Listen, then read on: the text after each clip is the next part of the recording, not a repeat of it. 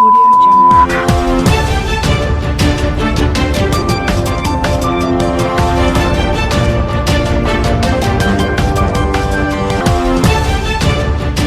Good morning to all of you, friends of the media. I have a brief opening statement. I'll read that and then we can take questions. Following the Prime Minister's announcement of a rupee 20 lakh crore stimulus package on the 12th of May, the Finance Minister filled in the details over a period of 5 days. She called them 5 tranches. We have carefully analyzed the contents of the 5 tranches. We have also looked into the analyses put out by various economists, experts, agencies, and banks. In our considered opinion, only the following items qualify as fiscal stimulus measures entailing additional expenditure over and above the amount of rupees 30,42,230 crore in the expenditure budget for 2020-21. Let me repeat that. The expenditure budget already has 30,42,230 crore rupees. Let me list the items. 1. Revenue lost due to tax concessions since 22nd of March, 7,500 crore rupees. Pradhan Mantri Garib Kalyan package, of which cash transfers are 33,000 crore rupees, free grain is 60,000 crore rupees. Medical and health infrastructure, 15,000 crore rupees. 4. EPF support for businesses and workers, 2,800 crore rupees. 5. Reduction of EPF rates, 6,750 crore rupees. 6. Free food grain for migrant workers for 2 months, 3,500 crore rupees. 7. Interest subsidy for Mudra Sishu loans, assuming the entire subsidy will be paid to the banks in 2020-21, 1,500 crore rupees. 8. Additional credit through KCC, assuming the additional interest subsidy will be paid to the lenders in 2020-21, 8,000 crore rupees. 9. Top to total Operation Greens, 500 crore rupees. 10. Promotion of herbal cultivation for 2 years, 4,000 crore rupees. 11. Viability gap funding, assuming the entire amount will be paid in 2020-21, 8,100 crore rupees. 12. Additional allocation to Maganrega, 40,000 crore rupee. Total, in our considered view, is 1,86,650 crore. Let me repeat that number, 1,86,650 crore. The rest of the announcements are already included in the budget expenditure. Some are front-loading of already budgeted expenditure, regulatory measures, a number of liquidity measures, medium to long-term plans and schemes, and proposed reforms. We will comment on these in due course in the coming days. Let me state categorically, there can be no fiscal stimulus to the economy without additional expenditure over and above the budgeted expenditure.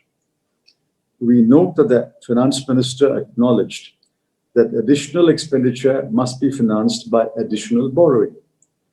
The true value of the fiscal stimulus package will therefore be known when we know what is the additional borrowing in 2020-21 to finance the additional expenditure over and above the expenditure budget.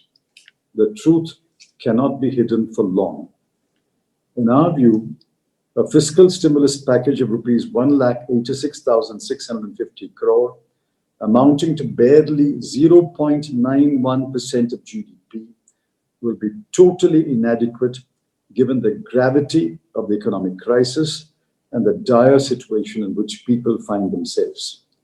Most analysts, rating agencies, and banks have placed the size of the fiscal stimulus at between 0.8 to 1.5%.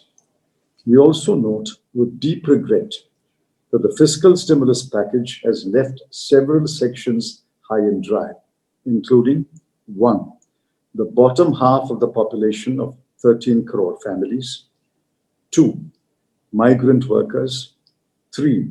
Farmers, 4. Landless agricultural labor, 5.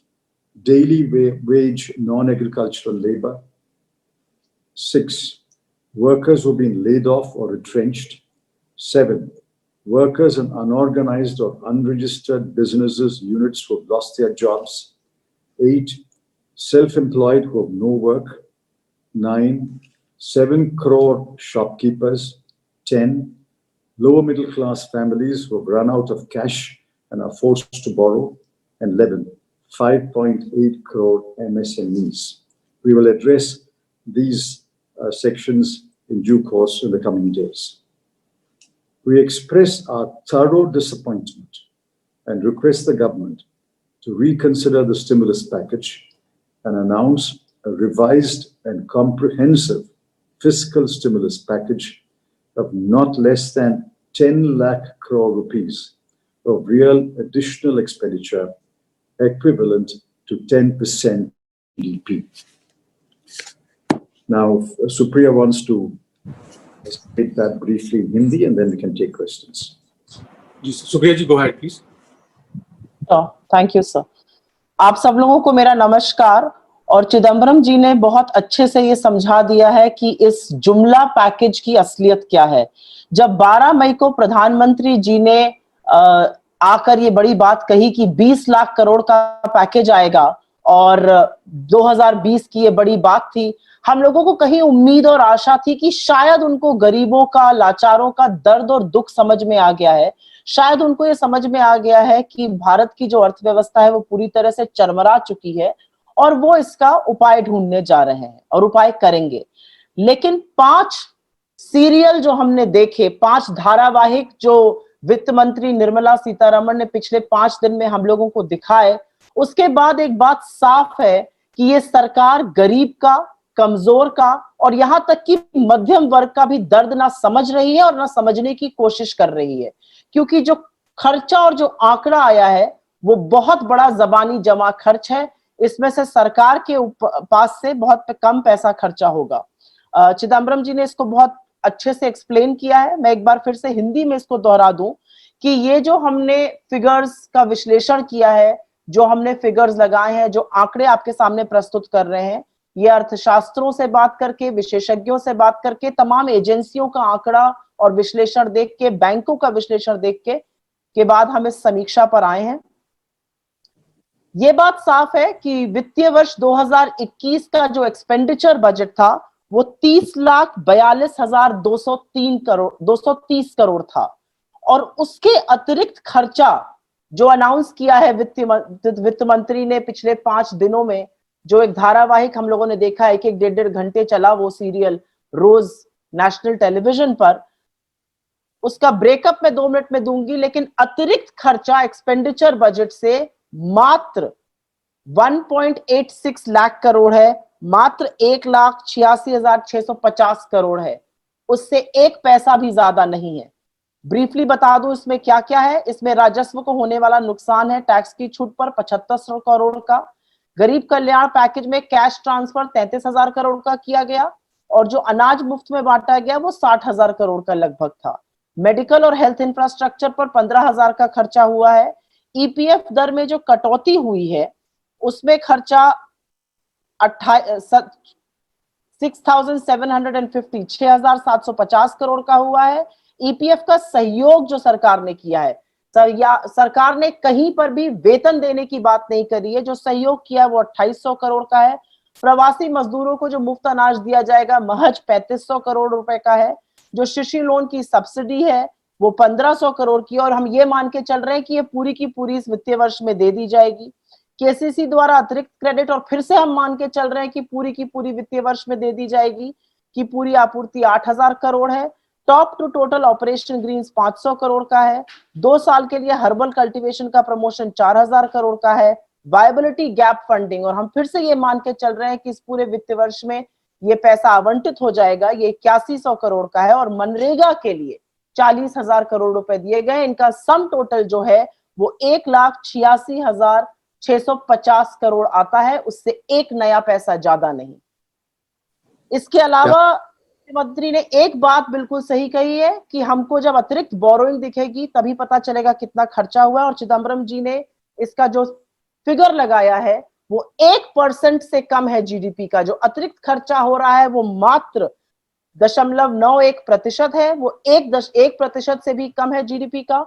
और कहीं ना कहीं सरकार ने बुरी तरह से अनदेखी करी है लोगों की दर्द की, लोगों के दुख की। इसमें 13 करोड़ वो परिवार हैं जो सबसे निचले तबके के हैं, वो बाहर हैं। इसमें गरीबों के लिए, इसमें प्रवासी मजदूरों के लिए, किसानों के लिए, भूमिहर कृषि मजदूरों के लिए, दिहाड़ी मजदूर काम करने वालों के लिए, जिन लोगों ने अपनी नौकरी खोई है, 14 करोड़ से अनुमानित ज्यादा है जिनकी नौकरी गई है, जिनकी छटनी हुई है, वो लोग, असंगठित क्षेत्र के जो अनरजिस्टर्ड व्यवसाय हैं वो लोग जिनकी नौकरी चली गई है, स्वरोजगार, 7 करोड़ दुकानदार, और वो मध्यम वर्ग जिसका पैसा समाप्त हो चुका है और वो ऋण लेने को मजबूर है। और करीब करीब 6 करोड़ एमएसएमईज भी इसमें दरकिनार करे गए हैं। तो कहीं पर सरकार ने उनके दर्द, उनकी वेदना की ऐसी अनदेखी करी और उससे मुंह फेर लिया है। हमें इस पैकेज से अतिशय निराशा है और हम आग्रह करते हैं और आशा करते हैं कि फिर से समीक्षा होकर एक फिस्कल स्टिमुलस पैकेज जो वाकई में अर्थव्यवस्था को चुस्त दुरुस्त कर सके वो अनाउंस किया जाएगा। लोन मेलों से बचा जाएगा और इस तरह के जो फिगर्स इधर उधर से लाके डाल दिए गए हैं इससे वित्त मंत्री बचेंगी और वाकई में देश की दिल से मदद करने का हम लोग आग्रह करते हैं। चिदम्बरम जी, आपके सवाल लेंगे। Thank you, Supriya ji. We'll take questions first on the suo motu, please. Please indicate who wants to ask the first question.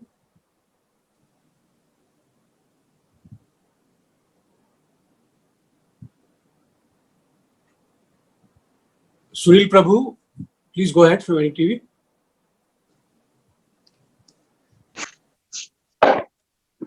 Sir, I just wanted to know from you. Yesterday, she made it clear that in terms of fiscal deficit, she will revisit it again after around September because it's only 2 months. And also indicated quite clearly that there are more steps that are being taken. The government plans to do in terms of helping the poor. So do you think they have left it open-ended? And where would you in the Congress party want the fiscal deficit to be? I mean, rough estimates, it's around 5.5. Will it, or you should just let it go, as you said earlier? I don't think this is the time to worry about the fiscal deficit. If the additional expenditure turns out to be another 10 lakh crore or whatever, and the additional borrowing is about 10 lakh crore, obviously the fiscal deficit will go up from the current 3.5 to 5.5 or 6. But that should not be a matter of worry.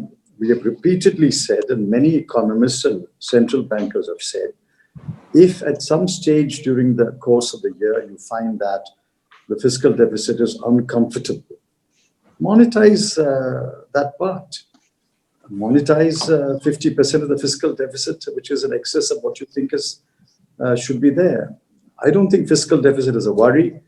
The immediate concern and the paramount concern must be borrow more, spend more, give a fiscal stimulus to the economy. Thank you, sir. We'll go to the next question. Premanshu from Anando Bazar Patrika. Yes, sir. I have two questions. Yesterday, Finance Minister said that this spending through or liquidity supply through Reserve Bank and the loans from the bank, that will also have an impact, according to her. So how do you see this? And number two, that she has raised the borrowing limit for states, but has put up 4 conditions. So what is your view on that? I think they are wrong on liquidity. They're giving a spin. Liquidity works on the supply side. You give liquidity to banks to lend to, say, MSMEs. That means MSMEs can supply more, but there must be demand. Fiscal stimulus works on the demand side. I think the officers who were present with her know the difference, but were deliberately trying to obfuscate. And the finance minister did not wish to explain the difference between a liquidity measure operating on the supply side and a fiscal stimulus measure operating on the demand side. Every economist has pointed it out, and I don't want to labor that point again and again. Number two, allowing the states to borrow. I've spoken to one or two states. Now, this is hedged with conditions. And how do you think they will fulfill these conditions? All right, one nation, one ration card can be done maybe in 2-3 months. But the remaining conditions like ease of doing business, DISCOM reforms, those will take time, which means most of the year will be out. You have to borrow today. The states want the headroom to borrow more. And if you don't give them the headroom today and ask them to fulfill conditions which may take them to January or February, when the headroom is available in January or February, what purpose will it serve? They need the money to spend today. I think on both the explanation given by the finance minister and or her officers is unacceptable. Thank you, sir. We'll have next question from Sandeep Phukan from The Hindu. Sandeep, please go ahead. Yeah, sir, the Congress party and you in particular have raised many times the need to resort to direct cash transfer. This question was put up to the finance minister yesterday. She said the government had taken all kinds of opinion, but didn't quite answer whether they would favor this. But clearly they haven't in the 5 tranches they have announced. So when you ask them to reconsider, would you want them to immediately resort to cash transfers? Absolutely. The government listens only to its own opinion. Let it point out any economist of repute who has said that liquidity measures are sufficient to stimulate the economy, to stimulate the demand side of the economy. I think the government is living in an echo chamber. They listen to their own voices, they listen to their own opinion. We will continue to plug the narrative that this fiscal package is only 1,86,000 odd crore. Our PCCs, our workers, our spokespersons throughout the country in different languages will press this number and say this is all that has been given for a country with 130 crore people, and not 1 rupee is going by way of direct cash transfer to the poor families, nor is 1 rupee going by way of direct cash transfer to the migrant worker. We will continue to press our point of view. Thank you, sir. We'll move to the next question. Ruchi Bhatia from ET now is there. Ruchi, please ask your question. Sir, good morning. The argument from the government side has always been on the rating agencies that if we breach our fiscal deficit quite a lot, then the rating agencies will not take it too kindly and they may downgrade us even more. How do you look at the argument that the government has given vis-a-vis the kind of situation and problems we're dealing with? Well, I don't think the rating agencies run the country or run the government. Sir, I am sorry to interrupt. Your camera has gone out of focus, sir. You'll have to readjust. Yes. Okay. Sorry. I don't think the rating agencies run the government or run the country. Rating is relative. When every country of the world is in distress and every country is facing a recession, practically every country in Europe is facing a recession. So if the rating agency downgrades us, they will have to downgrade every European country also. Therefore, I think this is a unnecessary fear. We'll have to face that situation. As long as our foreign exchange reserves are high, our inflation is under control, we are on the right path, demand grows and the GDP picks up, why would a rating agency downgrade us? Is it because they have got some malevolent attitude towards us? I don't think so. I think this is an irrational fear. We should simply go ahead and do what we think is right. And tell the rating agencies, listen, this is what our people need, this is what we will do. We'll take question from Bilal. Yeah, sir, good afternoon. This is Bilal from Swaraj Express. Sir, my question is, okay, apart from 61,000 crore, which was already given to Manrega, yesterday the finance minister additionally announced the 40,000 crores in Manrega. So do you think this kind of help, 40,000 crore will help to create a demand at the ground, or will it also help to create the inflation some way? No, I don't think inflation is the concern now. There's so low demand. Where is the fear about inflation? Remember, Mr. Narendra Modi, after he became Prime Minister in Parliament, said, I will continue with Maganrega. It's a monument to Congress's failure. And what is today the fallback position of the Modi government? It is to add 40,000 crore to the Maganrega budget. So, these words will come back to haunt them. What they called a monumental failure of the Congress government is now the safety net for the poor of this country. The next question, Sandeep Swankar from Vartman wants to ask. Good afternoon, sir. Here is Sandeep from Vartman newspaper. Yeah. Thank you. You said it's a Jumla package. It's a misleading. They are misleading country. So and also they are failed to command on COVID. So will you demand the PM should come on TV and apologize and tender his resignation? You've got a big hope. The Prime Minister will not address a media conference. He's never done one in the last 6 years. So I don't entertain such illusory hopes as you do, but good luck to you. You can ask him to appear on TV. We'll move to the next one, sir. Rakesh Kapoor ji wants to ask a question. Rakesh ji, please go ahead.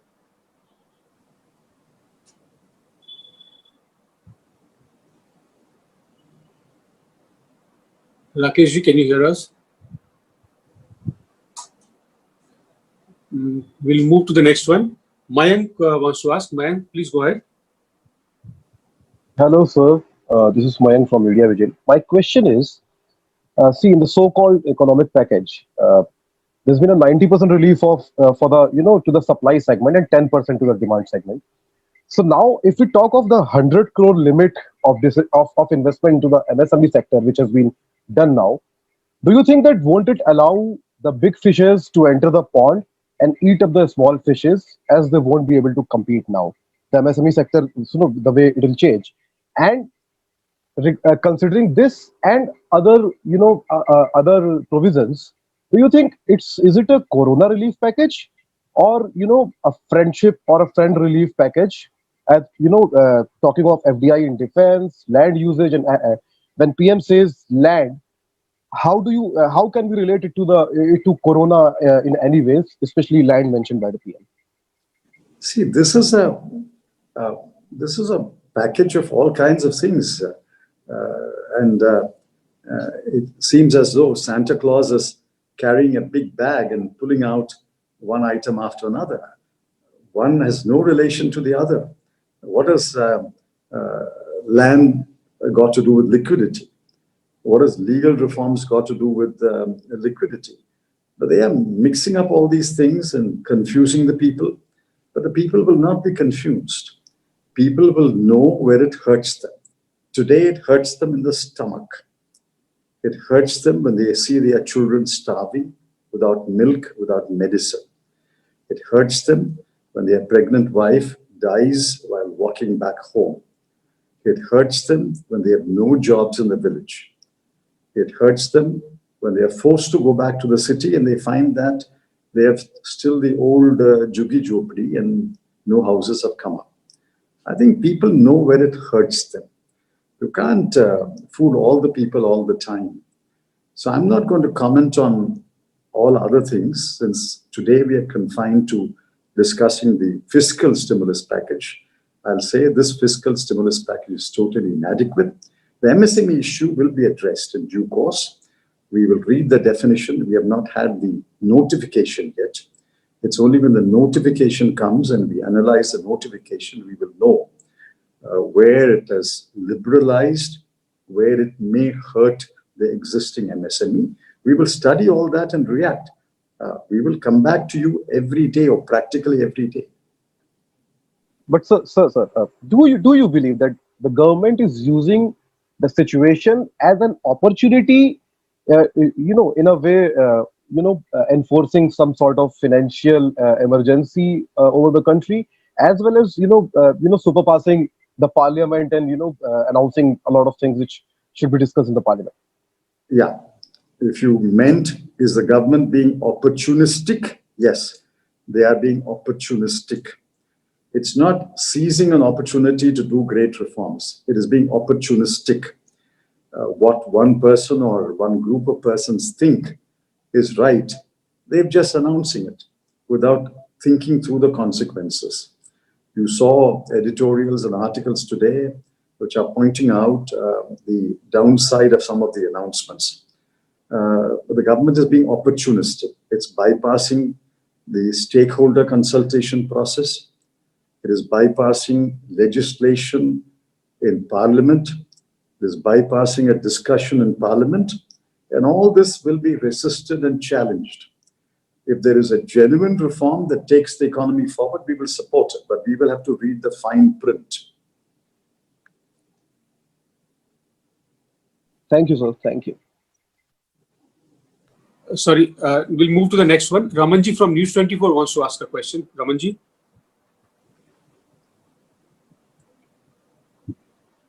आवाज नहीं आ रही आपकी. Unmute है पर आवाज नहीं आ रही. की प्रॉब्लम ज्यादा बढ़ती जा रही है और नरेंद्र मोदी जब प्राइम मिनिस्टर बने थे उस वक्त उन्होंने इसका मजाक उड़ाया था और अब फाइनेंस मिनिस्टर की प्रेस कॉन्फ्रेंस हो या UP chief minister Yogi Adityanath की प्रेस कॉन्फ्रेंस में हो, सब लोग यही कह रहे हैं कि मनरेगा में हमने फंड बढ़ाया है. क्या माइग्रेंट लेबर जो एक प्रदेश से दूसरे प्रदेश जा रहे हैं उनके लिए मनरेगा के जरिए उनका पुनर्निवास हो सकता है, पुनर्स्थापन हो सकता है? I understand the question. Correct me, Pranab. Ji, sir. The thing is, Maganrega, the only suckered migrant workers. Is that what Correct, is sir. Correct, sir. At the moment, Maganrega is the only carrot they have dangled before the migrant worker. But please remember what I've been saying. The new Maganrega work that is being created in the villages will be both for the migrant labor who has returned to the village, as well as the people who have stayed back in the village. For every returning migrant worker, there are perhaps 100 people who are already in the village. Therefore, if X number of days of work are created in that village, it has to be shared by the returning migrant worker as well as these workers who have stayed back.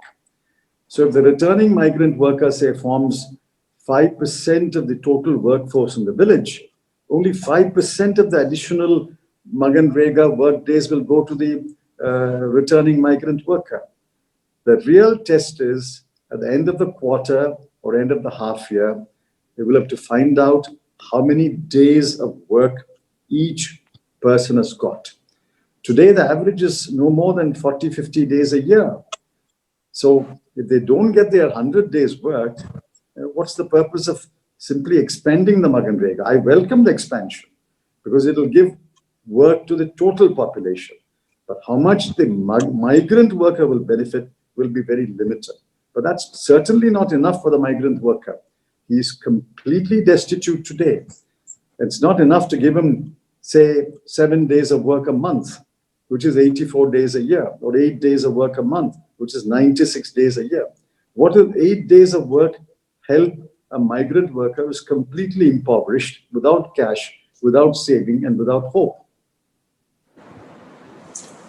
Sir, if you will allow, I think Yeah. Supriya ji also wants to hand it, Yeah, please. speak Hindi, add in Hindi. Supriya ji. Thank you. आपने जो मनरेगा पे सवाल किया और चिदम्बरम जी ने उसका बिल्कुल सही जवाब दिया है कि मनरेगा ही वो अब संजीवनी लग रही है जो ग्रामीण क्षेत्रों में, और बहुत ही अशोभनीय भाषा में प्रधानमंत्री मोदी जी ने पार्लियामेंट की फ्लोर पर इसका मजाक उड़ाया था और कहा था कि मैं इसको इसलिए जीवित रखूंगा जिससे आपकी विफलताएं बता सकूं। लेकिन आज तो सच ये है कि यही एक ऐसी स्कीम है, और जो खाद्य सुरक्षा कानून, दो ऐसे बड़े कानून जो यूपीए की सरकार लाई थी, जो आज संजीवनी साबित हो रहे हैं हमारे ग्रामीण इलाकों में, और इसी के चलते लोगों को कुछ मदद मिल रही है। आपका जो एग्जैक्ट सवाल था कि क्या ये माइग्रेंट वर्कर्स के लिए, प्रवासी श्रमिकों के लिए पर्याप्त रहेगा, इसका जवाब है कि ये मदद जरूर करेगा, संजीवनी का काम करेगा, लेकिन पर्याप्त नहीं रह सकता है, क्योंकि जो प्रवासी श्रमिक वापस अपने गांव आ रहे हैं और वहां पर जो मनरेगा काम दिया जाएगा, उसमें उनकी जो होड़ लगेगी वो उनके साथ लगेगी जो गांवों में है अभी, और इसके चलते तिमाही पर या 6 महीने बाद हमें देखना पड़ेगा कि कितना काम मिला। 40 से 50 एक औसतन दिन का काम मिलता है, 100 दिन का तो काम मिलता भी नहीं है। और ये जो प्रवासी श्रमिक वापस आ रहे हैं, इनके पास ना पैसा है, ना वेतन है, ना जमा पूंजी है और ना आशा है। तो इनके लिए सरकार को कुछ और भी बढ़ के करना पड़ेगा। मैं पुनः वही बात कहती हूँ जो चिदम्बरम जी ने कही कि ये संजीवनी का काम करेगी, ये लोगों को जीवित जरूर रखेगी, और हमें फक्र है कि हम एक ऐसा कानून लाए खाद्य सुरक्षा के साथ, लेकिन शायद ये पर्याप्त नहीं होगा और सरकार को जबानी जमा खर्च के आगे और पैसा खर्च करना पड़ेगा मजदूरों के लिए। धन्यवाद सुप्रिया जी। अगला सवाल मोहित दुबे न्यूज नेशन से पूछना चाहती हूँ। मोहित। मिस्टर चिदम्बरम, मोहित दुबे न्यूज नेशन से बोल रहा हूँ मैं। Yes. इस वक्त ठीक मेरे पीछे आप देख सकते हैं कि हजारों की तादाद में मजदूर हैं और इनको अपने घर जाना है। ये प्रवासी मजदूर हैं, माइग्रेंट हैं, दिल्ली में ये रहते हैं, और रजिस्ट्रेशन जिस रूप में, जिस तरीके से होना चाहिए उस रूप में अब तक रजिस्ट्रेशन का हो नहीं पा रहा है। सवाल ये है कि सोशल डिस्टेंसिंग को भी ये लोग फॉलो नहीं कर पा रहे हैं। ये जब अपने घरों में जाएंगे, जब अपने इलाके में जाएंगे तो कितनी बड़ी चुनौती होगी, कितना बड़ा चैलेंज होगा कोरोना के संक्रमण को रोकने के लिए, क्योंकि किसी को नहीं पता कि इनको कोरोना है या नहीं है। और हजारों की तादाद में जो इस वक्त विजुअल्स आप लगातार देख रहे होंगे कि रजिस्ट्रेशन कराने के लिए सोशल डिस्टेंसिंग को फॉलो ये नहीं कर पा रहे हैं। आप होम मिनिस्टर रह चुके हैं, वित्त फिनांस मिनिस्टर रह चुके हैं, देश के लिए कितनी बड़ी चुनौती, कितना बड़ा चैलेंज है ये, सरकार को क्या सलाह देंगे आप? Tell me the gist, Pranav. Sir, he says that he is out in the field where he can see Yes. there are thousands of neighbors standing and they are Yes. registering themselves to go back to their home. The challenge is that when they go back, they pose a health threat to wherever they Yeah. are going. Understood. How does the government deal with it? It's a complete mismanagement. When they announced a lockdown with about 3.5, 4 hours notice, they obviously completely forgot about the migrant worker who, after a few days at least, will want to go back home. They thought he will stay back in the city or town and continue to suffer and continue to starve. A complete mismanagement, misjudgment, monumental error. They should have made sure that enough transport facilities were available on a staggered basis over a period of a few days, allowing the migrant workers who wish to go home to return, and then impose the lockdown, be that as it may. When the migrant worker wanted to go back home, look at how the Karnataka government behaves. It cancels the trains. Migrant worker is not slave labor, is not bonded labor. When there was a huge protest, then they allowed the trains to run again. Complete mismanagement. The railway minister is being economical with the truth when he says not enough trains are being ordered. Chief minister after chief minister has said, we have ordered so many trains, you have only supplied so many trains. It's a complete mismanagement of the situation. Railway ministry, transport ministry, interstate coordination is a complete mismanagement. Look at what's happening in the borders. Delhi UP border, UP Madhya Pradesh border. The situation is so chaotic, and the picture you showed me shows that the situation is so chaotic that while the migrant worker desperate to go home will go home, he probably is violating a lot of minimum conditions for containing the virus, like social distancing, etc., etc. Sir, a written question has been sent in by Purnima Joshi from Business Line. She wants if you could comment on devastated sectors such as travel, tourism, hospitality, that has been totally left out. Also, what is the focus on so-called reforms, retreat of PSUs across strategic sectors in this time of crisis? Is our question. You see, the government has, I think, made it abundantly clear to the chambers, if not publicly, at least privately, that the larger organized industries are getting nothing from this stimulus package. I've heard this from several industrialists. They don't expect anything. Even by the time the third tranche was over, they were calling me to say, sir, we are getting nothing. I had cautioned them they will get nothing. The government thinks that large industry, organized industry will find its feet. How will it find its feet? Aviation cannot resume without help. Automobile may limp back over a period of months. Tourism, hospitality is practically dead. Exports are dead. Each one of them required a sectoral approach, a sector-specific package, which has not been given. I pointed it out earlier in columns and tweets. You have to take a sectoral approach. This government has completely ignored them and said, you do what you like, you find your own feet. And I'm afraid this is no way to get our way out of the hole we have dug itself in. Thank you, sir. A few last questions. Meenakshi Bhattacharya from Sanmarg. Please come in, Meenakshi. Sir, a lot of people, lot of migrant labor going back to their home villages. How the Congress will reach them to help? Congress will? Reach them to help. We are doing our best. We offer to pay for the travel of the migrant worker. States are refusing to take the money. There's still a dispute about who's paying the fare. Many passengers, migrant workers are being charged the fare, which is condemnable. That's one issue. When they go back to the home states, it is the responsibility of the home state to provide them work, to somehow create employment opportunities. Punjab will provide. Punjab's farm sector is vibrant, so Punjab will provide work to every returning migrant worker. I think Kerala has a plan. It has in fact set apart a large amount of money from its state budget to take care of migrant worker. Let us see how it works. Chhattisgarh is already helping the returning migrant worker. Jharkhand is helping the migrant worker. So we will do our best to help the migrant worker in the states that we are in governance. But the BJP also must do something rather than treating the migrant worker as some kind of a subhuman. Thank you, sir. Okay. Again, the next one from Somnath Pratidin, West Bengal. Somnath, please ask your question. Somnath ji, are you there? Unmute नहीं हो रहा sir. Yeah, please go ahead.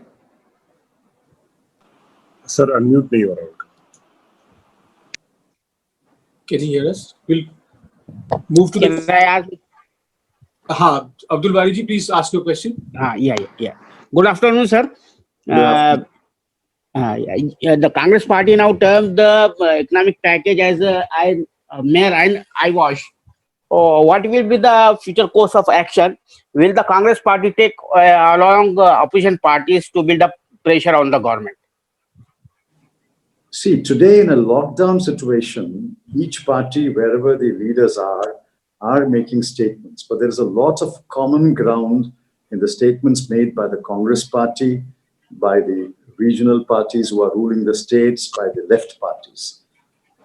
Sooner than later, the opposition parties will find an opportunity to meet and raise their voices collectively. But even the separate voices have a lot of commonality among them. This is a hopelessly inadequate package. This is adding insult to the injury of the suffering people. And we will press for Parliament to be convened. At least a parliamentary committee should be convened to discuss this package. How can they announce a bogus 20 lakh crore package and use the media and the official institutions to propagate this number without calling the parliamentary committee which will scrutinize this number? Let the finance ministry's standing committee be called. Let the industry commerce ministry's standing committee be called. Let the labor ministry's standing committee be called. And we will scrutinize. We will ask them questions. I mean, I wish that political parties are invited to an FM officer's press conference. Some of you are asking questions, but I think you should ask harder questions. Point out each item and say, what is this item? So, for example, they say we will use Pradhan Mantri Awas Yojana to build low-cost housing for migrant workers. Do they have a Aladdin's lamp that you rub the lamp and the low-cost housing requires land, agency, bidding, mobilization of material, and building according to plans. It will take 3 years, 4 years to put up low-cost housing. And the finance minister casually announces PMY will be used to build low-cost housing, and that is part of the stimulus package. I mean, I can pick each item and debate, but where is the debate? There is no debate in the media. There is no debate in an all-party meeting. There is no debate in a parliamentary standing committee. There is no debate in parliament. Who do we debate? So there are some debates that are taking place, Mr. Chidambaram, in the media. But having said that, we want to know from the Congress party what you are doing in terms of parliamentary oversight. What steps are you taking to speak to the speaker and to the vice president to ensure that parliamentary committees, Mr. Anand Sharma had written a letter to the vice president. They had said that they will convene a committee. But till today, we have no legislative oversight. The Chief Justice of India says all three, the executive, the legislature, and the judiciary should work together. But we are seeing the legislature, in particular the opposition, for wanting in terms of action. What more can we do? How many committees are chaired by the Congress member? I think Anand Sharma chairs one, Shashi Tharoor chairs one, and maybe there's one other committee. Both have written to the presiding officer concerned, spoken to the presiding officer and says, we must convene this committee, at least a virtual meeting of the committee. But some silly rule is being cited by the Secretariat to say that confidentiality and secrecy will be compromised if a virtual meeting takes place. What is this confidentiality? You've announced the package. We're going to debate that package. What is the confidentiality and the secrecy there? I think the government is deliberately ignoring, sidelining parliamentary institutions. What do you want us to do? Do you want the Congress members who are scattered all over the country, the members who we have in the committee, to go on a dharna or virtual dharna? I mean, what do you want us to do? I mean, we are raising our voice and saying, call the committee, call at least a virtual meeting of the committee. But there's no response. Thank you, sir. We'll try to bring in Somnath once more from Pradyumna. And Rakesh at the earlier round. Rakesh is also Yeah. Somnath ji, can you hear? Hello hello Yes, I can hear you. Sir नमस्ते sir क्या आपको लगता है कि अगर migrant workers जो है उनके पास अगर पोस्टल बैलेट का अधिकार होता तो भी वो उन लोगों के साथ ऐसा बर्ताव होता? अगर पोस्टल बैलेट से वो लोग अपना मतदान कर सकते तो फिर क्या ऐसा बुरा दिन उनको देखना नहीं पड़ता? What's the question? Whether migrant workers will be given postal ballot? Yes, if they had the right to cast their vote by a postal ballot, do you think the government would have treated them the same way? But I don't know. Did they have a postal ballot? I doubt it. I don't think they had a postal ballot. Yes, sir. No, That's sir, what that's not. No, sir. My If they question. had postal ballot, would they have been treated so shoddily if they could vote would they have been treated like this? I don't think so. I don't think this government is concerned about the poorest of the poor in this country. This is an elitist government. This is a government which is largely guided by the privileged sections. One correspondent in Indian Express in a column wrote, "The new Khan Market gang." The old gang is over. This is a new gang now. Therefore, this government is complacent and smug because elections are 4 years away. Let's see. But I think the migrant worker had a postal ballot. He will vote resoundingly against his government. But unfortunately, elections are 4 years away. That is contributing to the smugness and complacency and contempt shown by the government. Thank you. Okay. Rakesh ji, would you like to ask? Rakesh ji, can you hear us? Please unmute yourself. Pranav Jha ji हाँ, अरुण आता हूँ आप इसके बाद. Yes. Rakesh ji, go ahead. Yes. Mr. Chidambaram, good day and thank you. My point is, I have read your article yesterday in Indian Express. You have said, unless there is additional borrowing, there is no fiscal stimulus. And the government is sticking to the planned budgeted expenditure. And if you take into considerations the total stimulus package, which has been given of 20 lakhs rupees, only 1.86 lakh crore rupees have been given. I mean, as a cash flow, the cash flow from the government coffers is only 1.86 lakh crore rupees. That comes to less than 10%. Less Is than, it? less Yes, than it is 1%. less than 9 point something. 0.91, less than 1%. Less than 1%. Oh, sorry, less than 1%. I mean, 1 रुपए में से 10 पैसा भी नहीं जाएगा. 1 रुपए में से 9 पैसा जाएगा. Out of 1 rupee, only 9 paise will go to the pupil. I mean, the cash flow from the government coffers is only 1.86 lakh crore rupees. That is amazing. That is astonishing.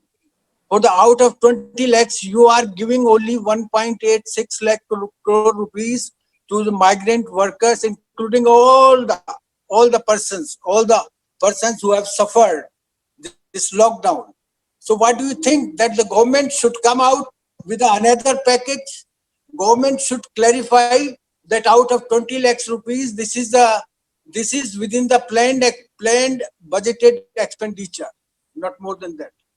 No, that's my statement. The last paragraph of my statement says that this is to be rejected. Yeah. This package is to be rejected as inadequate.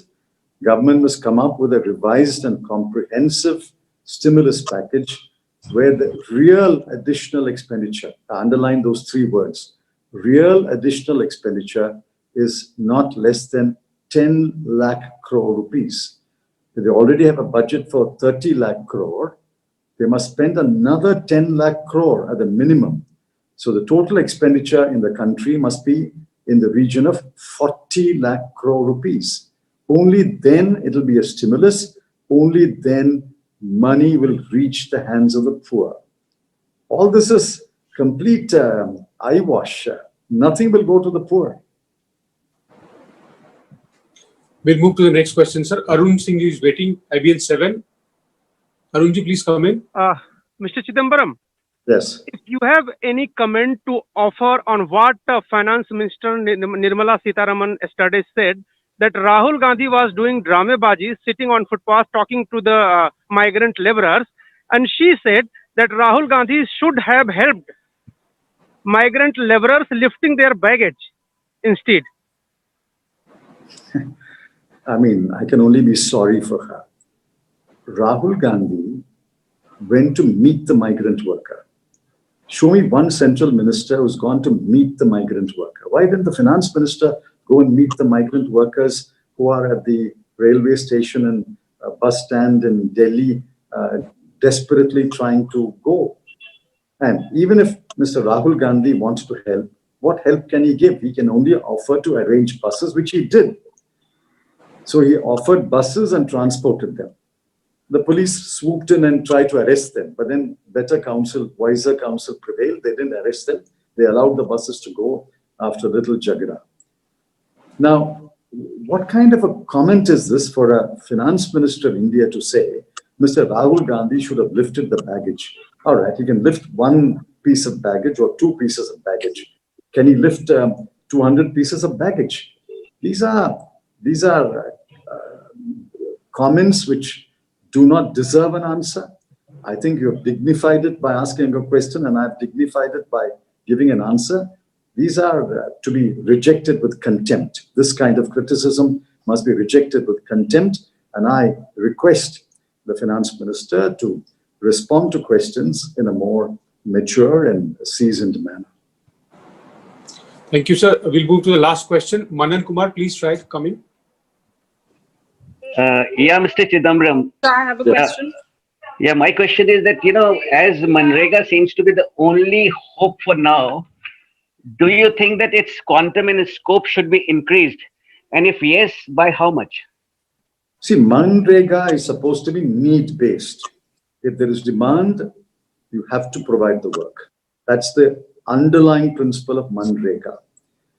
Now, I will answer that question once I know what additional number of days of work has been given to each worker in any state.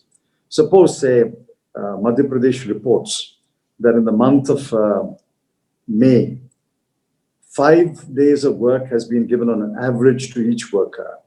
That's obviously inadequate. And then I'll wait to June.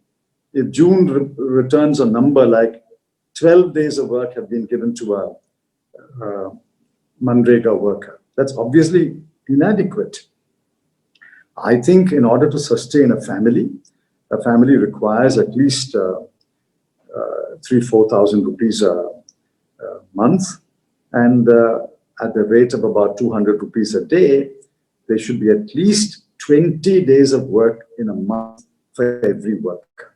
Let us see whether this government provides an average 20 days of work to each worker who wants Manrega work.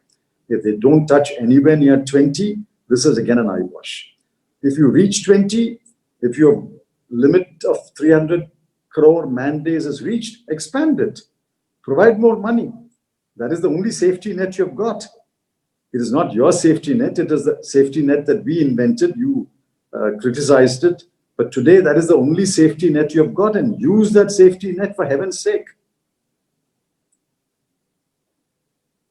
I thought there was a lady who wanted to ask a question. Yes, sir. In fact, there are a couple of more. Sir. Yes, Samir from Times I Now. have a question, sir, here. Yeah, let's run through quickly. Samir from Times Now, sir.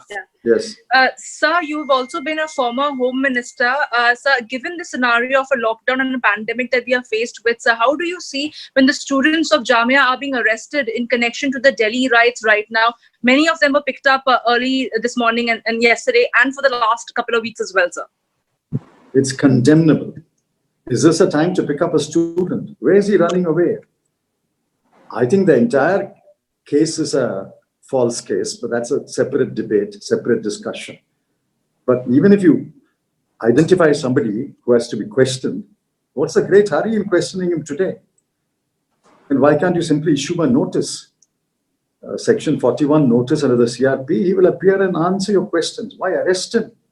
This is to put fear in the minds of students and people. Listen, don't protest, don't murmur, don't ask questions. We will arrest you. We will put you in custody. This is all shows a state of mind which is inconsistent and incompatible with a democracy. Anand Patel wanted to ask from India Today. Anand, please come in. Good afternoon, sir. My question is about the reforms which the government has announced, right from opening up the, increasing the FDI in the defense production to opening up the atomic sector, space exploration. And also yesterday, the finance minister announced that the PSUs will not be allowed in one sector. More than 4 PSUs will not be allowed, and the government will come up with a separate notification. So it looks like government is going to privatize a number of PSUs as well. Do you think that this will boost investment to tide over the crisis we are facing? What do you see coming? See, this So can I ask, can I add on something to this? Yes, yes. So this government is corporatization by opening up all these sectors to the private entities. So do you feel that all these decisions will have a far-reaching implications on our country in a bad sense? Listen, these are grandiose announcements by an opportunistic government which is taking shelter under the fact that there's no parliament sitting, there's no committee meeting, no stakeholder consultation, and making all these announcements. But none of them today is backed by a detailed notification giving the terms and conditions. See, privatization of a PSC is not a simple thing that can be done overnight. Let's see what their guidelines will be. And are they doing a grand clearance sale like my colleague, Mr. Anand Sharma asked yesterday? This is not the time to do a grand clearance sale of PSCs to your favorite friends in the private sector. I don't think any of this has any impact immediately. They may have downsides and very dangerous implications once the details come down. But let me say very clearly, we will address a separate press conference on the so-called PSU reforms, on the FDI in defense production, on many other things that the finance minister put in this 20 lakh crore package. We will address separate press conferences in the days coming, taking them apart and asking hard questions. I think you should also prepare your hard questions and we will answer them. Today, I wanted to focus on the stimulus package, but I have not forgotten the so-called reform package that they have announced, which has nothing to do with the stimulus package. We will take each item, we will examine each item, and we will come up with a considered response. And you should also come with considered questions on those subjects. Supriya from TV9 has been waiting for a long time. Supriya, please come in first. Pranavji, she is not there, in fact. Okay. Sir, I have a question. Nicholas has sent from Outlook. He asks, yes. The economic package has sought to pass off clearing dues on individual taxpayers and MSMEs as a stimulus. However, there is no indication of dues of states being cleared immediately, despite the states being forced to spend massively on relief measures. By derailing finances of the states, is the center creating a situation for a financial emergency? No. This is about dues of MSMEs, is it? No, sir. Dues of states. He wants dues of states. All right. Yes, sir. See, Finance Minister admitted yesterday that she has not paid the dues after December 2019 in the GST share. So that's a legitimate right of the states. All that they have given is the SDRF, which anyway belongs to the states, and a share of the tax revenues for the month of April 2020, which is again a constitutional right of the state. But obviously, this kind of financial transfer is inadequate. What the states are asking is, over and above our entitlement, give us grants and aid, give us a right to borrow. These are the two demands of chief ministers. The constitutional statutory right to a share is already there, and it should already be there in the 30 lakh crore expenditure budget. So nobody is doing any state a favor by transferring that today. They are asking for two things, and let me repeat it. One, they say larger, generous grants and aid, to which the answer is no answer. The second is allow us to borrow more. They have tried to give an increased limit from 3% to 5%, but hedged with so many conditions that the one or two states that I've spoken to say, we will not be able to fulfill these conditions in the remaining 7-8 months to allow us to borrow. So the right thing to do for the government is what a Congress government would have done, is a Congress government would have borrowed and on lend to the states so that their interest rates are reasonable. The Congress government would have borrowed and given generous grants and aid to the state. That is the only way to help the states. Every chief minister has made these two demands, and there is an answer to that, and I'm giving the answer. The answer is for the central government to borrow and on lend to the state, central government to borrow and from its own other resources give larger, more generous grants and aid to the states. Thank you, sir. We have come to the end of the press conference. I've run out of questions now. Thank you, gentlemen and ladies. Let me remind you again that there are parts of the finance minister's 5 tranches, which have nothing to do with the financial stimulus package. These raise serious questions, and the Congress Party will, in the coming days, take up each issue and address them with all the seriousness that each issue deserves. Thank you and have a good day and be safe. Thank you. बने रहें न्यायtv.com पर। आप हमें Facebook और YouTube पर भी देख सकते हैं। फेसबुक पर हमें देखने के लिए लाइक करें और यूट्यूब पर सब्सक्राइब करने के बाद बेल बटन जरूर दबाएं ताकि हमारे कार्यक्रम की सूचना आप तक पहुंचती रहे।